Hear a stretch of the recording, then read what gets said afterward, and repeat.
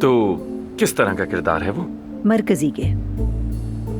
हैरान क्यों हो रहे हो? अगर वो किरदार किसी 20 साल की लड़की का होता तो जाहिर है मैं नहीं कर पाती, लेकिन वो 30 साल लड़की का किरदार है, लेकिन कर तो मैं वो भी सकती हूँ। और मुझे लगता है कि अगर आप मेरे चेहरे पे थोड़ा सा काम कर दें तो वो किरदार अच्छे से निभा पाऊंगी।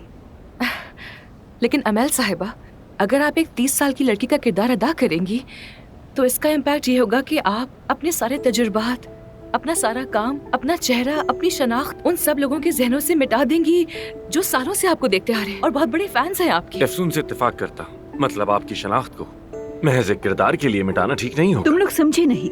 अगर किसी तरह मुझे एक किरदार मिल जाता है तो मैं अपनी नई शनाख्त बना सकती हूँ, यकीन करो।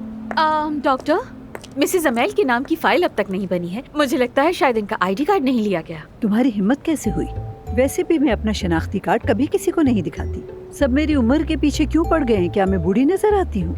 नहीं, वो दरअसल ठीक है, इसलिए कि तो फिर हम पहले आपका मुआयना कर लेते हैं और फिर देखते हैं कि क्या करना है। ठीक है, लेकिन एक शर्त पर। कहिए। आप मेरे साथ रहेंगे। मगर अमल साहिबा, आमिर तो बहुत मसरूफ होता है। मैं रहूंगी ना आपके साथ, बाकी लोग भी होंगे वहाँ। हम सब मिलकर आपका ख्याल रखेंगे। वाह वाह, तो तुम्हें जलन हो रही है? नहीं, ऐसा तो नहीं है। हाँ, समझ गई। नहीं, मैं आमिर के साथ ही जाऊंगी, क्योंकि इतना खूबसूरत लड़का काफी अरसे से नहीं देखा मैंने। मेरे लिए एजाज की बात लेकिन होगी। मुझे तुम भी पसंद हो, तुम्हारा दिल नहीं तोड़ूंगी। अमल साहिबा,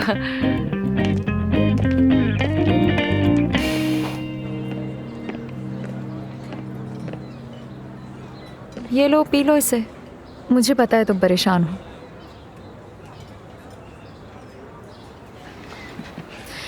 मुझे पता है थोड़ी मुश्किल हो रही होगी,